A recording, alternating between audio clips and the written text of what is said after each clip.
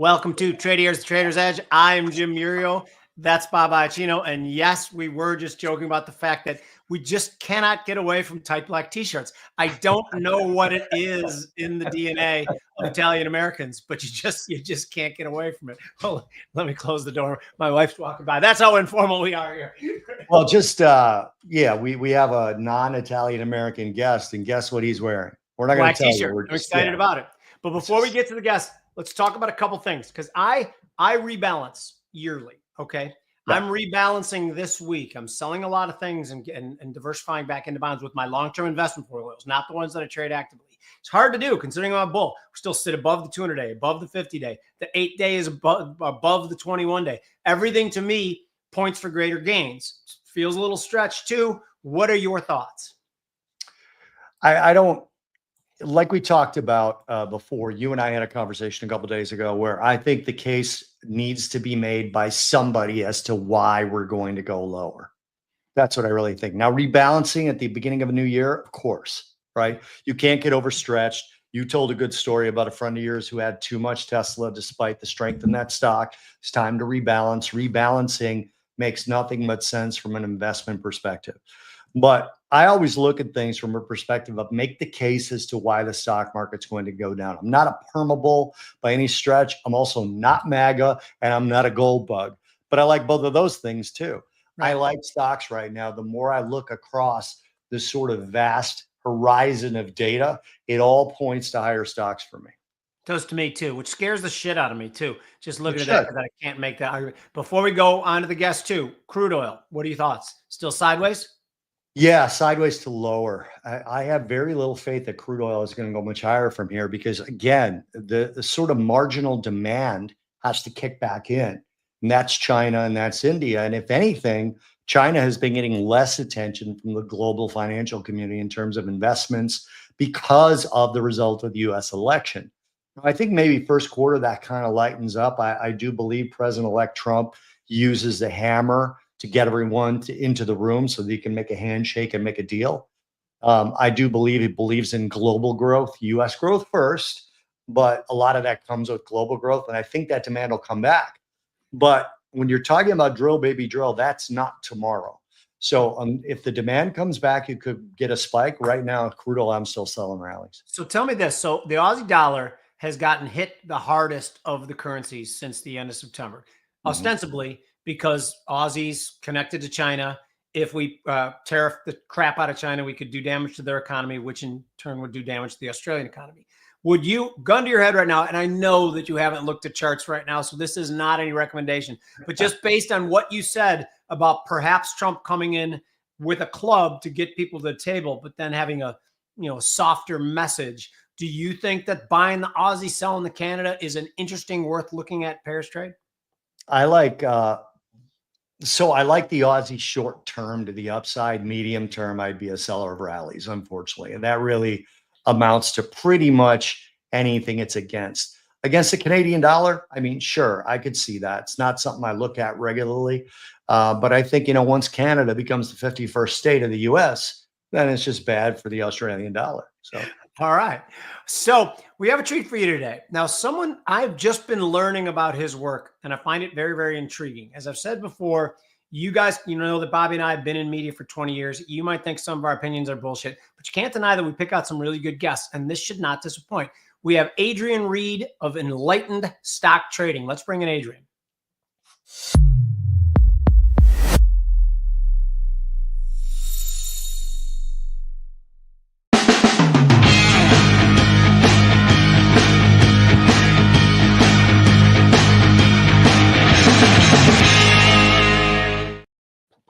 Adrian, how are you?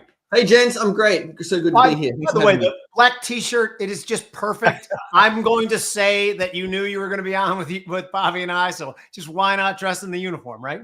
Absolutely. It's fate because this is what all good traders wear, just black T-shirts. I'm going to say that Adrian has been watching our show for 17 years, and he knew that the black T-shirt was. Yeah. Can I ask you somewhat of a personal question first? And this is honest, and I'm not actually trying to stir up anything. Okay, you're in Australia. By the way, spoiler alert, I'm always trying to stir up something. But I have figured this out already. Right, and I really don't Like, I want to know your honest opinion about this, because from America, we can look at the continent of Australia, the country of Australia. Wait. You're about to ask me to offend hundreds of millions of people. No, I'm not. So you won't. Tens of millions. By the way, if you won't answer the question, all you have to do is go like this. And that'll mean I'll just move on. I don't care. I can't be offended. You know what? I won't ask the question. No. Let's go. Come on. No, when you look at, we believed that authoritarian measures happened in Australia over the last 4 or 5 years. First of all, was that an exaggeration 4 years ago? Was that just clickbait on our media saying, look what they're doing in Australia? Or was it really happening? Well, look, the first thing I'm going to say is it was in the media, so it was definitely clickbait. Okay. At some level. However, there were parts of the country that were a bit crazy. We're talking back COVID times, right? Yeah. So there were some cities, some states that went a little crazy with lockdowns. Others that were quite open. So from my perspective, where I'm living, not a huge deal at all. I mean, we had all freedoms, could move around pretty much all the time. But what's interesting about the country is different. Each state has its own health kind of responsibilities. I guess they can make their own decisions. They can lock people out. They can do pass health and safety rules that are temporary to kind of protect people. Yeah. Personally, I think the whole thing was bullshit. But anyway, there it is. We live with governments. Governments make decisions for reasons we don't understand, and sometimes nefarious ones. So I guess. I mean, look, I don't know whether there was anything really nefarious behind the whole thing. I think it was just misguided, to be honest. Good. But I'm not an expert in the area. I just I sit at home on my computer all day anyway. I'm not sure how much it affected my life. Right. Yeah, that sounds like a very non-American answer. Like, we literally do that "what the fuck are you looking at" thing all the time, where like someone could be in a restaurant and they glance at you and you're standing up and you're screaming at them. Whereas Australians fight with a smile. I mean, they fight as much as we do. They're just smiling about it. And they're not pulling out guns, which is nice. Yeah, no guns is important. I mean, this is a common topic of conversation in our household, at least, and actually allows you to actually get into a fight, not necessarily worry about what the outcome. Well, what it allows you to do is look at a stranger and not worry. Right. Yeah. So I feel, frankly, I feel we have a little bit of an advantage in that space. Mm-hmm. But pros and cons, and deep-seated history. We always say there are no solutions; there are only trade-offs. Thomas Sowell's quote. And anybody who thinks there is one side of an argument that's 100% right, we don't trust that. That's wrong to us. Yeah. So real quick, Jimmy, I don't think you may or may not know this. I don't know, but I had a lot of Australian clients back when I was in the brokerage side of the business, and I learned what a WAG was, or WAGs were, right? Which is at least around the area of Perth was a slang for Italians. Really? Or is it WOGs? I forget. It's been a long time since I talked to those guys. You don't know one not used commonly anymore. That would be definitely not PC. Yeah, it looks like I'm a little bit older than you. It actually was. There was one. It was supposedly stood for something out of work. I don't know. I don't remember. But my ancestry, about 75% of the ancestors that left Italy went to the United States, and about 25 went to Australia. Interesting. So for a long time, I was doing Sky News Australia, and I was doing one of the business channels in Australia. And my family would always catch me on there and then send a Skype message to my mom about how I was on TV and I looked old. So that was always fun. But they were outside of Perth. Oh, you looked old back then, they thought? Yeah. Where do I see you now? Jesus. Yeah. Well, I was 17 and I looked 23. So. Right, of course. So Adrian, I want to ask you about, so enlightened as you are, what is it that you provide? Like, what is it that you do on a day-to-day basis? Do you still trade? Do you manage money? Do you do education? Do you provide signals? Let's talk about what you do first before we talk about what you can do for our audience now. Yeah, so first and foremost, I trade for myself. I don't manage external money, at least not at this point.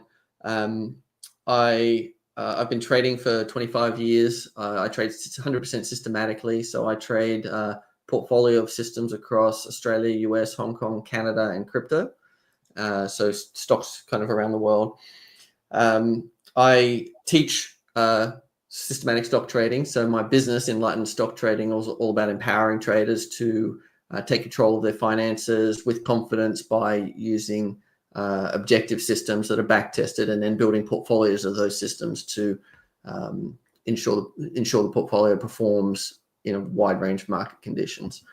I have some signal services, and for people who really aren't technical and really don't want to do the work themselves, but my primary focus is empowering traders to answer their own questions, to build systems and portfolios for themselves so that they can be in control of their money. Because frankly, I believe that you're the best person to control your money because you're the one that cares the most. Mm. So is it a long only systems or long and short? No, long and short. Long and short. So can you share with us like some of the signals that you build your model off of that are the strong signals? If you had to pick a couple technical signals, and again, I'm not saying to the people watching that this is the entirety of the makeup of the system, but Sure. some of the thing that it's based off of. Yeah, I mean, there's a few different categories, right? So I've got trend following, rotational momentum, mean reversion, and then short side momentum. We can talk about each of those, and then there's some seasonality, but we might pass on that for today. So on the trend following side, I'm basically buying the strong stocks that are breaking out and holding them for as long as they trend. So the typical entry trigger for that is a long-term breakout. So it could be 100, 200 days or more. Makes a new high. So you're really buying into strength, and with the goal of riding that momentum for as long as it goes. There's obviously a bunch of filters because just buying breakouts doesn't work very well. But stocks that are low volatility, relatively low volatility, that are breaking out do tend to trend well, particularly on Australia and the Canadian market. The exits for that sort of strategy would be a very long-term, like a very wide trailing stop. So it could be 25% wide, could be across below a long-term moving average, something like that. Because what we're trying to do is capture mega trends, stocks that go to the moon. Right. And then once they turn around and start coming back from the moon, then you want to get out. So it's basically, just go for the whole ride, enjoy the whole ride, enjoy the ride, as Tom Basso says. The stocks move up and down, but they're big, strong moves. So that's the trend following space. Does that make sense? Yeah. Perfectly. Yeah. In the mean reversion space, so there's a bunch of different ways to enter mean reversion wise. So what I'm doing is finding stocks that are in an uptrend. It doesn't have to be a particularly strong uptrend, but then they have a sharp correction for a couple of days. Usually it's a panic on a news announcement or something like that. Now, I don't care about the news announcement. I don't watch for the news. Everything I do is 100% technical, 100% price-based, objective rules. So opinion doesn't come into it, right? But I'm looking for a sharp sell-off. It could be a very, very low RSI value. Could be 3 or 4 bars down in a row, something like that. And we're entering sort of next bar on open for a bounce. And the mean reversion move typically lasts a couple of days. If you get a small up move, then you just get out, because that's where the highest sort of expectancy for that type of system is. That's kind of like on the mean reversion side. And then the next one, which is kind of, I'm really liking right now, is the rotational momentum. And that's where I'm ranking all of the stocks according to a momentum sort of formula, buying the top 10. And then the next week, re-looking at the ranking, and then selling the ones that have dropped out, and then rebuying the top 10. So a lot of different ways, obviously, as you guys know, there's a lot of different ways to trade, a lot of different strategies that work. All right. So you mentioned about a 6-day hold in the mean reversion. Is that right? Did I? Yeah. Well, that would probably be on the long side, on the longer term side. It could be as little as a day. The reason I ask, Adrian, is I never asked this question without first saying that my average hold over the last, say, 4 years has been about 26 days. Now, sure. I don't consider, like, people ask me if I'm a day trader. They ask me if I'm a swing trader. They ask me if I'm a trend trader. And my answer is yes. Right? Because literally I have signals, and yeah, it's amazing if I buy something at 10 a.m. Eastern time and it's at my target by 1. That's amazing. Like, that's my favorite day. But it also, I could buy something on the 9th and it's at my target on the 30th. And that's amazing too. I just like that trade less. Do you have different sort of average holds for your different systems? That's question number 1. And then what vehicles do you use? Are you straight buying stocks? Do you do covered calls? Do you do condors? Jimmy's a big broken put fly and put spread kind of a guy. How do you express these opinions when you get an opinion? Yeah, good question. So let's talk about hold period first. So my approach is a portfolio of systems, and each system holds a portfolio of stocks in general.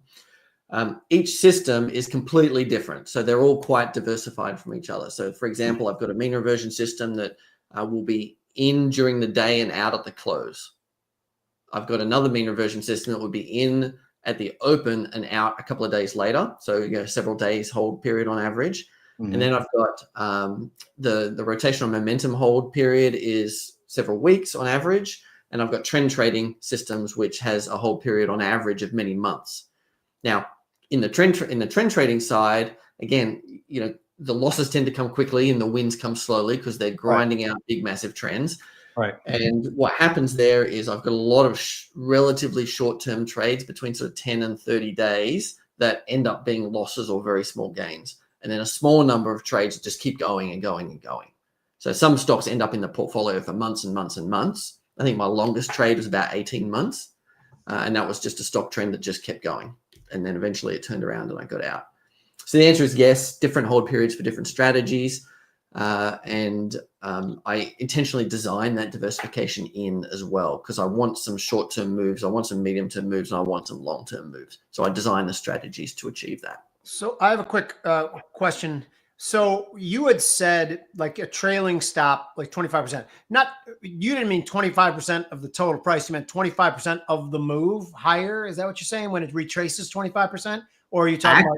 Actually, on Aussie stocks, if you trail a stop 25% from the highest price since you got in, and you just keep trailing it up, trailing it up. Oh, that is really what you do. Yeah, that will catch some really great moves. You've got to be comfortable with trend following because you end up with 70% losing trades, 30% winners, thereabouts. But the losers are small, the winners are really big, and you've got to be patient because they take a long time to grow. But that really does work pretty well. So I assume you had Nvidia, Mag 7, those are classic trend followers trades over the last couple of years, correct? What is going to happen to make you change your mind on that? Well, it's interesting because I'm 100% systematic. So my mind actually doesn't really come into it.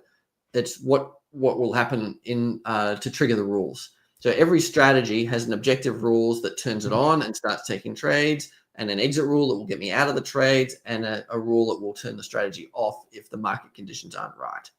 So, I'm always interested in people's opinions about what's going to happen in the market because it's kind of fascinating, all the different views and everything.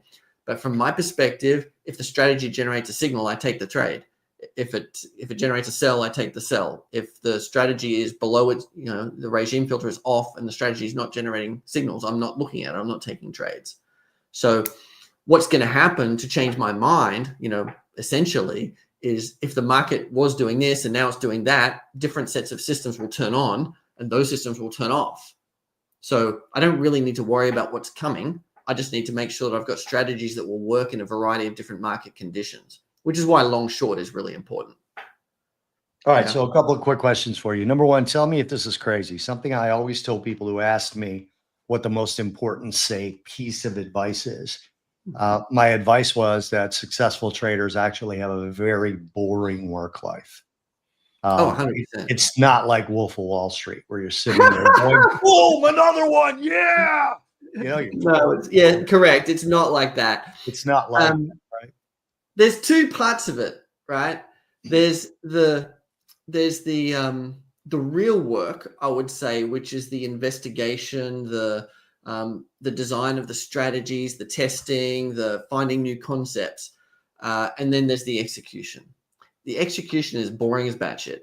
Yep. It's just basically press the button, press the button, press the button. In fact, my execution is 100% automated because I don't really like it. And if I do it myself, there's a higher chance of making mistakes than if I let the computer do it.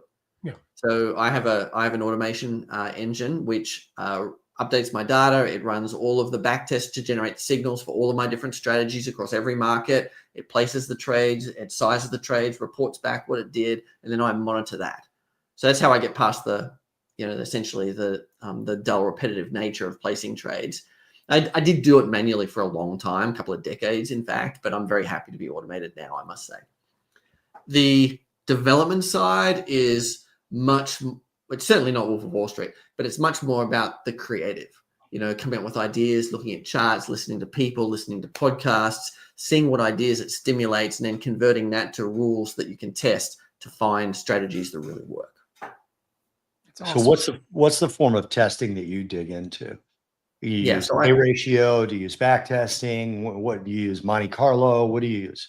Yeah, so look, it's primarily back testing. So I'll back test my strategies over several decades of data.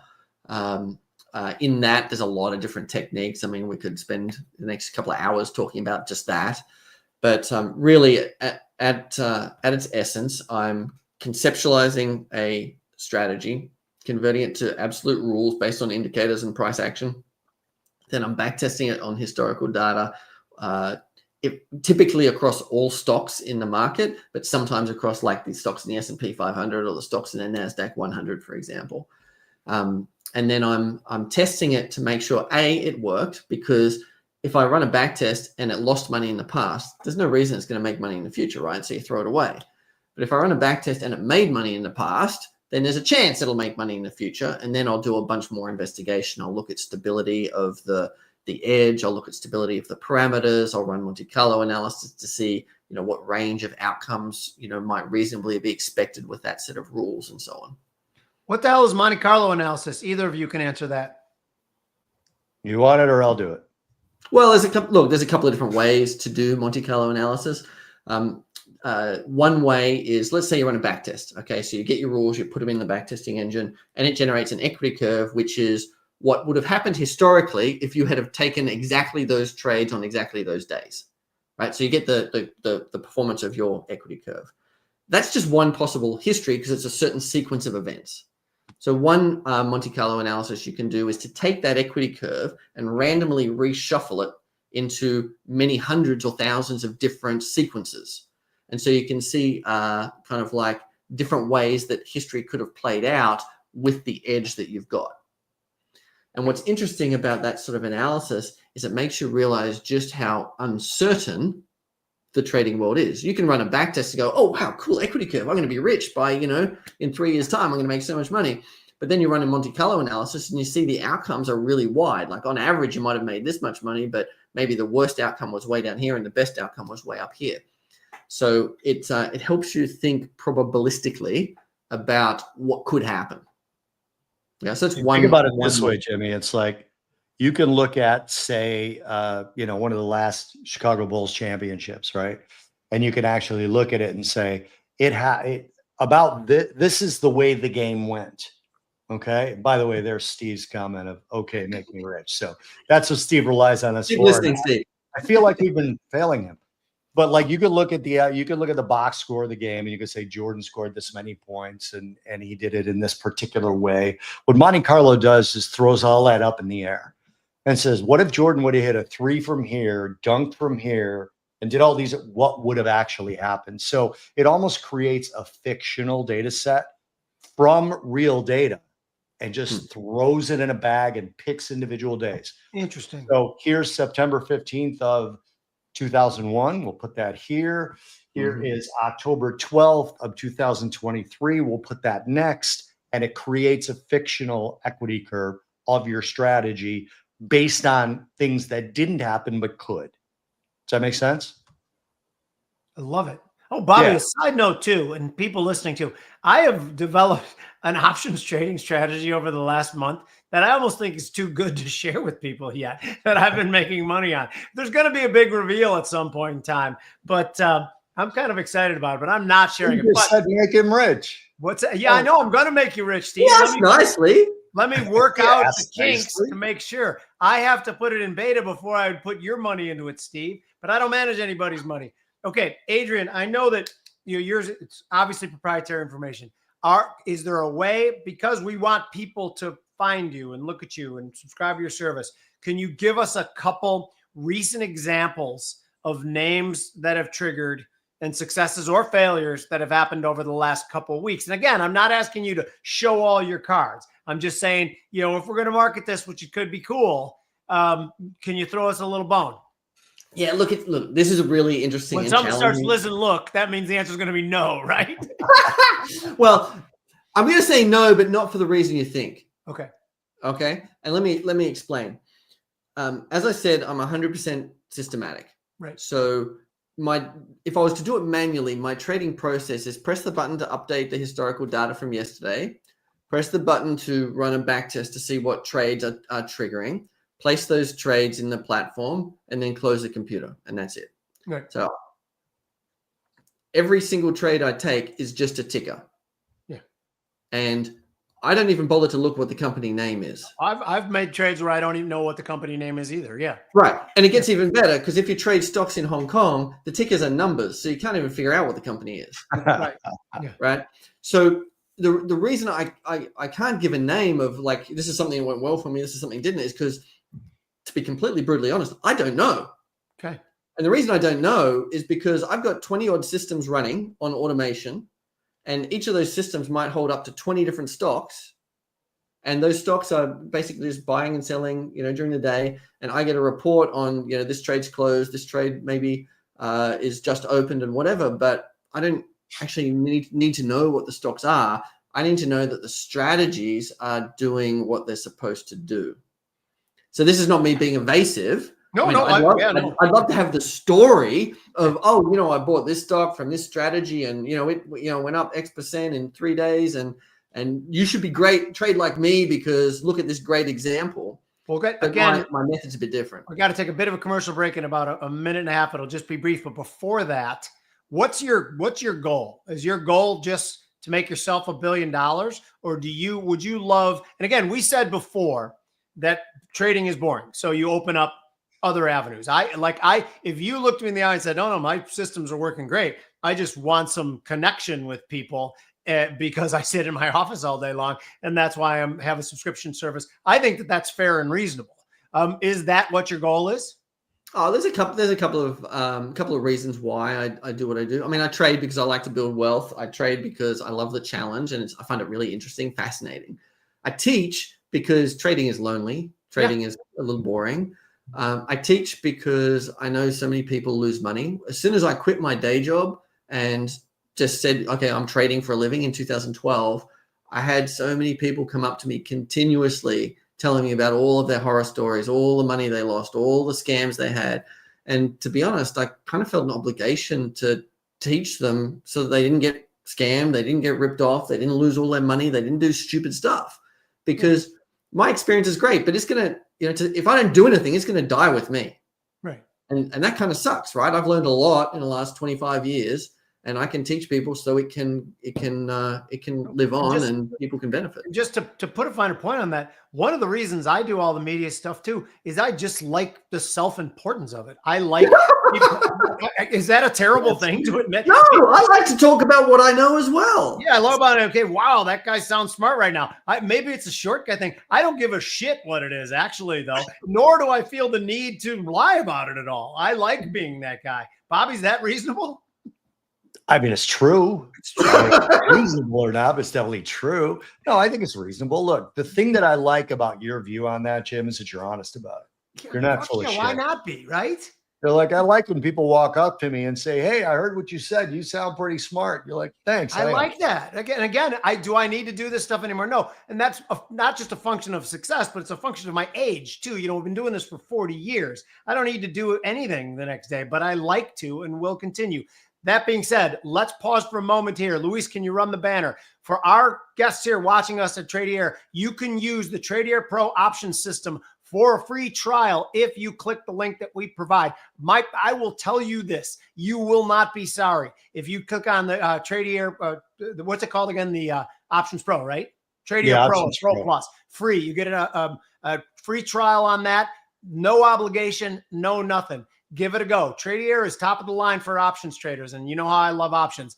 Okay, back to the game. Bobby. Real quick, we've had professional options traders on this show where they didn't know this was sponsored by Tradier. And they're like, oh, I use that. That's Yeah. crazy. Yeah, They we're had like no high-end idea. professional options traders. So if you guys think we're trying to sell you a bill of goods, just check out the system and then make a decision. So there's two things I want to say. We have no deal with Adrian. So if you sign up, you like his stuff, you like what he's saying here, you like his accent, you like his tight black shirt, and you decide to sign up for his services, we don't get anything on that. Well, that's not why he's here. That's But if a million of you do, we'll go back to Adrian and try to get a cut of that. Yeah, we'll as long try as and we're being honest. he's But going to anyway, send us a couple of free black shirts, I'm sure. Please send hangers because I'm out of hangers for black shirts. So, but the second thing I wanted to say is I want to defend the industry a little bit. I did that for a while. I took money to teach people, and I got frustrated at, Steve Goldstra, who is at every one of our shows, is joking, right? But he says, hurry up, make me rich, right? For the people that have succeeded in this industry, in my opinion, they're generally people who realize that trading is a trade. Okay. It's actually something, you go to be a machine shop operator, right? You go to operate a lathe, you go through a training program, then you become an apprentice and you do that for years. Then you get your own machine. And if you screw that up, you get dropped back down to apprentice. There's a process that I use a machinist for a specific reason. Same thing with a doctor. Doctor goes to college and then goes to med school and then has to pass the bar and then has to do their residency and then becomes an intern for a while. It's just, there's a process to all of this stuff, but people think that they're going to sign up with somebody like Adrian and they'll be successful tomorrow. It does not work that way. Number two, when I was doing that as part of what my living was, and again, I don't do it anymore. People would say to me, if you're so good, why don't you just do it for free? Jimmy owns a burger restaurant just outside of Chicago, and his chef makes unbelievable burgers. They don't fucking do it for free. Okay? There is no reason somebody should impart knowledge onto the public for free. Okay, there's just zero reason they should do that because they're putting their own reputation as well as to a certain degree their mental health because of some of the shit they get from these people. They're putting it at risk. You want them to do that for free? I already cussed at you, so I'll stop. Well, plus for free, it doesn't work, right? Mm-hmm. Because it's hard, right? Trading is not easy. People think, oh, it's easy to trade. Yeah, it's not easy to make money consistently over decades. And if someone comes to do something that they think is easy and they don't pay anything and they find out that actually it's not easy, it's hard, and it's not instant gratification, typically they don't stick with it. So the reason that you've got to invest to get some skin in the game, to be committed, to actually see it through. I tried teaching for free for several years at the beginning when I first started. Yeah, because I quit my last corporate job was 2012, and I didn't start enlightened stock trading until late 2014. And in there, I had quite a few let's call them coaching students who I was working with for free, and it was just a real hard grind because they weren't committed. They didn't have skin in the game. They didn't really want it. But when you find the right person who's willing to invest in themselves to grow, they're the ones that are going to succeed. And part of the reason that I'm bringing that up is because clearly Jimmy is going to have an option system he's selling for about $10,000 a month pretty soon because it's a foolproof option system. And on that note, I suggest you hire Mike Arnold to test it for you because he does that for a living as well. So when we're looking at the coming year, okay, you do have a trend following system. So let's focus on that. In terms of stocks that U.S. investors can look at, is there anything that is there anything you're comfortable sharing that maybe you're in and you don't have a signal to get out yet? Something you think may extend, something your experience tells you that your system might kind of allow you to capitalize on? Because I'm bullish as hell, the U.S. for now, but I'm also waiting for a 15 to 30% correction that I've talked about multiple times. Yeah, I think you could do sectors, you could do names, whatever you feel comfortable with. Well, let me kind of give some philosophy first because I think it's really important. Sure. I feel like people spend a lot of time trying to predict when the move is over. Mm-hmm. And if that causes stress and worry, and it causes people to get out, to go to safety, to try and preserve their capital, whatever, in advance. The trouble is, we don't know how long the trend is going to go for. And it can go for much longer than we think. You know, I've been in trends, because it's all systematic, where the stock has just kept going and going and going beyond all reasonable price, valuations. But it just kept going. So I just stayed in the trade. And I don't worry about, is that stock gonna, is that trend almost over? Should I be, because it's still going. What I worry about is, did I get an exit signal today? That's what I worry about. Yeah. Because if I did, then I get out. And if I didn't, then I'm just in the trade. I don't care what the market says or what the news says or how overextended it is or what the PE ratio is or any of that garbage, because it doesn't matter if you've got a strategy that works.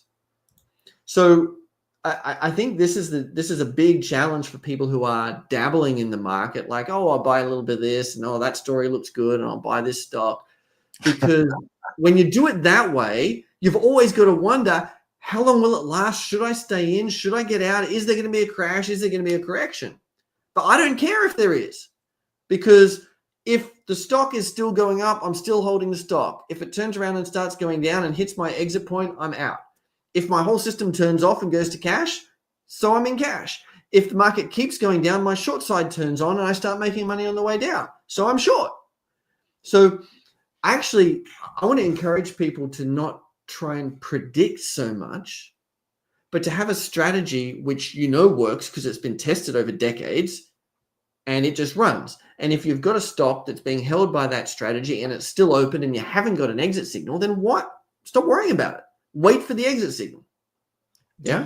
Have you ever tried or back tested it with, instead of working a stop in the actual name, using options, and just have, like, as you put on the trade, you buy a 5% option, 5% below, and keep moving that up? Yeah, I'd really love to be able to do that. I haven't yet come across an options backtesting platform that gives me the flexibility to do it for stocks across the entire market. There's backtesting platforms that allow you to do it for like one stock at a time or one index at a time or something like that.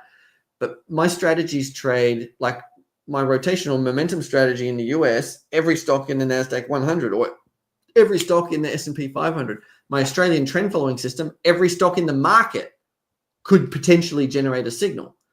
And I will only take a trade in a strategy that's been thoroughly backtested.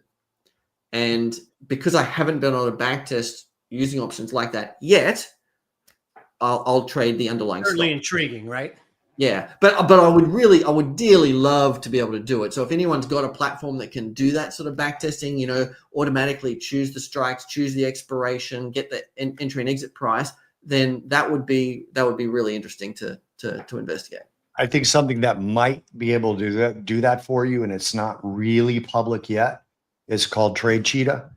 When that does go, you might want to write that down. And actually, the Trade Cheetah people actually watch this show, so they might even reach out to you. Again, not sponsored. Jim and I won't make any money unless Adrian starts making more money, in which case, again, we'll reach out to him for more black T-shirts. You know where I live now, and black T-shirts does improve your trading 100%. Black T-shirts do it for sure. There's no question, especially if they're tight. So why? It's because it means you don't. It's not red or green. You don't care. It's black. You just respond to whatever the it's neutral, and it goes with everything. So it's like money in up markets and down markets. It's like dark mode. So tell me about position sizing for your different trades. This is something that, again, when I taught trading, I did an entire 3-module session on position sizing and risk, right? And that is actually, Jimmy, to your point, what stopped me in stocks from using options. It's because you have to have 100 shares. You have to have that round number, right? If I had 37 shares of Tesla, for example, there was no way to use options really correctly. You can go NASDAQ futures maybe, especially now with the micro, but at the time it wasn't feasible. So tell me about position sizing. Do you have standard positions? Do you have standard stop levels? I assume you use some form of risk management stop levels.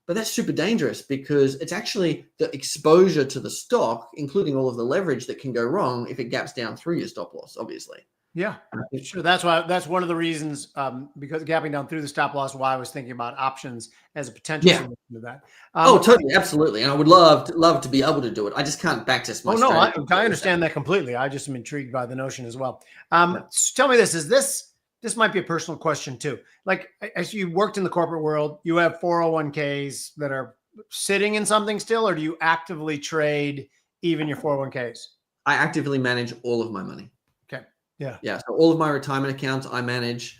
They're self-directed. Obviously, depending on the structure, there's some constraints about what you can and can't do.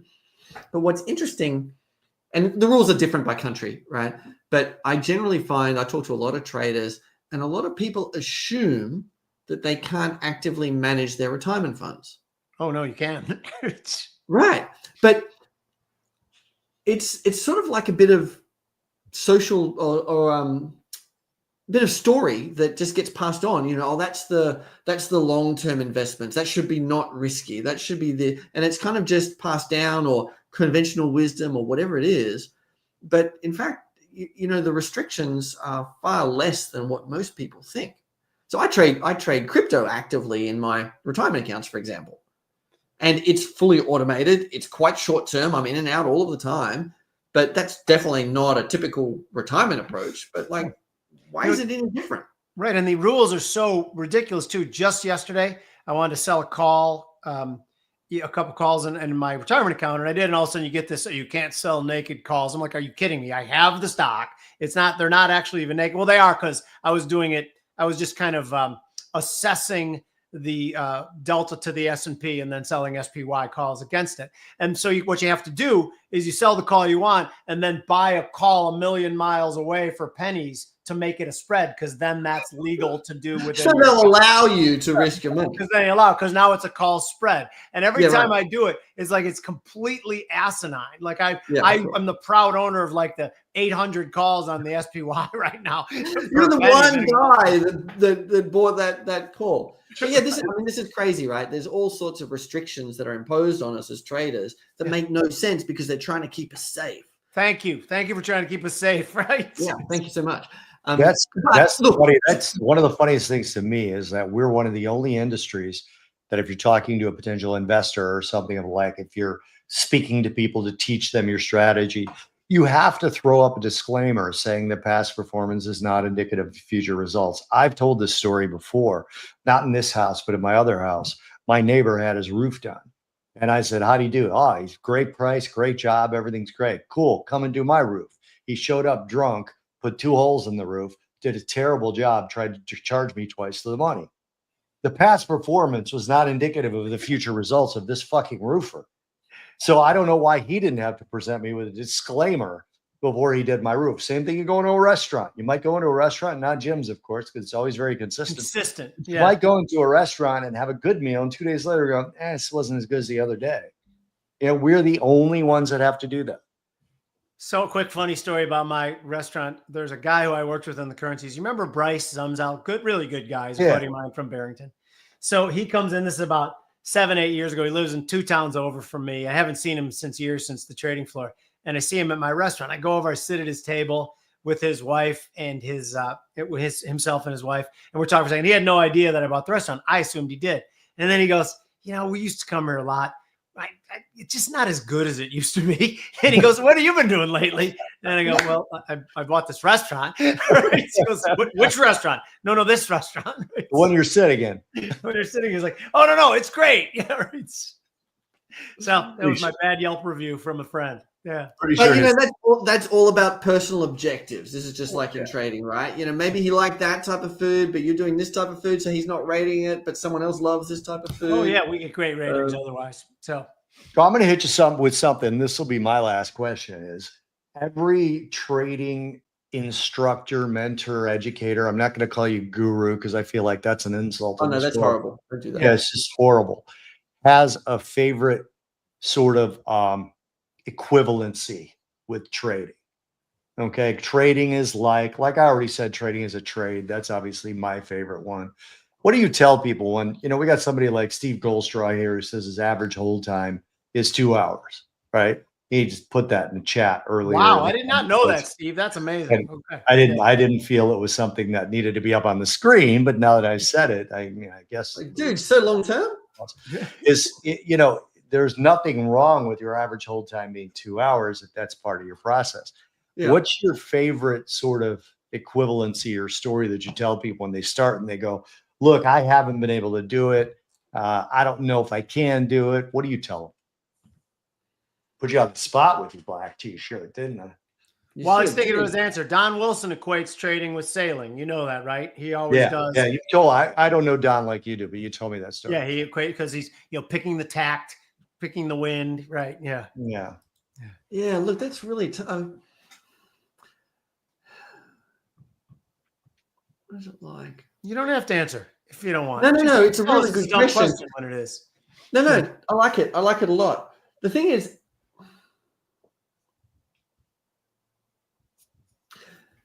people come to the markets expecting to make money fast because it's easy to trade, but it's not easy to make money.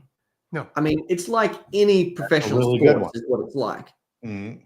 Because what you see, okay, this is what's interesting. In the professional sports, who do you see? You see the Jordans of the world. Yeah. The Messis, the Ronaldos, I don't know the American football stars, but you see the guys on the All Blacks. Yeah. Yeah. You see the ones who have made it to the pinnacle. And you go, wow, look how much money that dude is making. I'm going to get rich because I'm going to trade.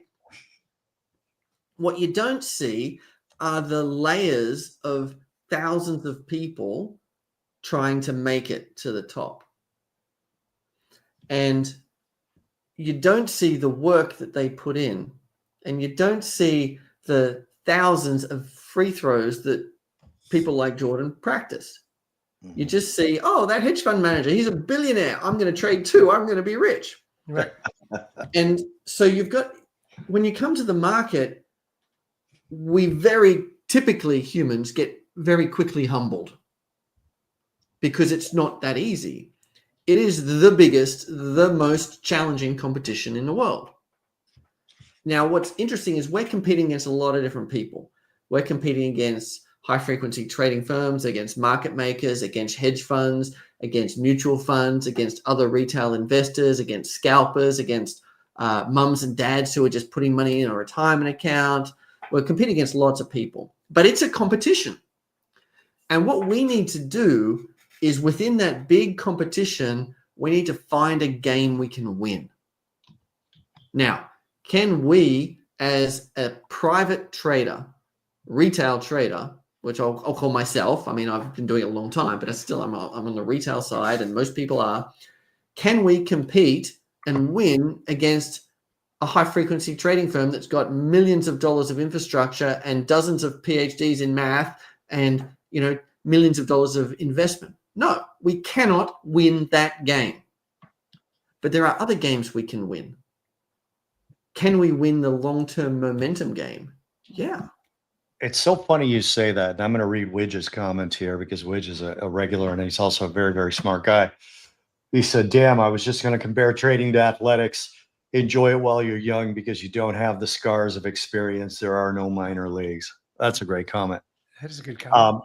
I used to talk all the time about this idea that when I was on the trading floor, the few trades I did, there was a period of time where what my job was, we couldn't trade because it was a conflict of interest with our clients. And then they slowly did away with that. And I was still on the floor when they did do away with that. And I would do these little small trades and I would try and get on these quick moves. You'd see big firms selling something. You kind of wanted to get on that for 10 contracts or whatever it was. And then when I left the trading floor in 2004, and I realized that there was, to me, to your point about the high frequency traders, there was no way for me to compete with them anymore. It took a long time to not hear those sounds of the floor. And Jim will attest to this. You used to be able to hear sounds on the floor and you knew if the whole pit was selling or buying by the tone of the roar. I sometimes think you could feel it before it happened. I believe in quantum entanglement, like the physics. That's actually a great point. Like sometimes you'd be like, wait, something's going on. And there was nothing going on that it would happen. So when I left the trading floor, I had to get used to that. And what I did was I shrunk my position size like crazy to the smallest I could and extended my duration, right? To try and let those high frequency guys trade in the middle of me all day long. They trade here. My stop was here. My entry was here, on a short trade. That's the way that I did it. So I think it's a really good point how you bring that up, the hours of work and the change. And to Widget's point, the scars, right? That we all have from losing money. Yeah. The quote, there are old traders and there are bold traders, but there's no old, bold traders. No old, bold traders. Exactly. And we the thing is, you've got to survive. And I think the most important lesson is not how to make money. The most important lesson is how to survive long term, because by surviving long term, you can figure out how to make money. Exactly. And, realizing it's a long game, realizing it's a competition, realizing you have to carve out a niche that you can actually realistically compete in, and do that, I want to say systematically, but, in a process-driven way, the same way over and over again. Keep trading the same way. Keep sizing your trades the same way. Manage your risk the same way. And if you learn something that means you have to tweak it, then tweak it gradually and adjust and learn. But always, number one objective should be stay in the game. Because that's the only way you can get enough, small scars that you know what you're doing. Exactly. It's called calluses, your rough hands. Yeah. Calluses, that's a better way of putting it. Yeah. Tell them where to find you, Adrian. Look, best place to find me if you want to learn more is enlightenedstocktrading.com. I've got a whole bunch of free materials. You can get a free strategy, a couple of ebooks, free course. If you just go to enlightenedstocktrading.com/free. So it's a bunch of resources that will help folks out if you're interested in systematic trading in stocks. Obviously YouTube, Facebook, just look in Enlightened Stock Trading and you'll find me. It's pretty easy. But yeah, website is the best place. Lots of resources to help people out if you want to learn about systematic trading of stocks. Love it. Thank you so much for joining us. I know that busy schedule with that boring trading. I'm just kidding. We look at screens. I need to have conversations like this because it doesn't take Otherwise that you go long. nuts. Yes. Yeah, I'll go nuts sitting on my own waiting for something to happen. Anyway, I bet there's about half the people who are watching this show, which we get a sizable audience who are going, yeah, no, they're kind of right about that. But thank you guys for joining us. This is Tradier's The Trader's Edge every Wednesday, 3 p.m. Chicago time. I'm Jim Iuorio. That's Bob Iaccino. Remember, what Bobby and I are trying to do, both of us were in legacy media for 20, 25 years. In legacy media, you are always at the whim of some overzealous producer or a sponsor telling you what you can and cannot say. We're trying to create and build platforms where we can say whatever the hell we want. And if we're wrong, we have no problem with being wrong. If our opinion's bullshit, we expect you people to tell us that and we're fine with it. But we appreciate all the support you guys give us, the DMs, the retweets. Thank you guys so much. This is Tradier's The Trader's Edge.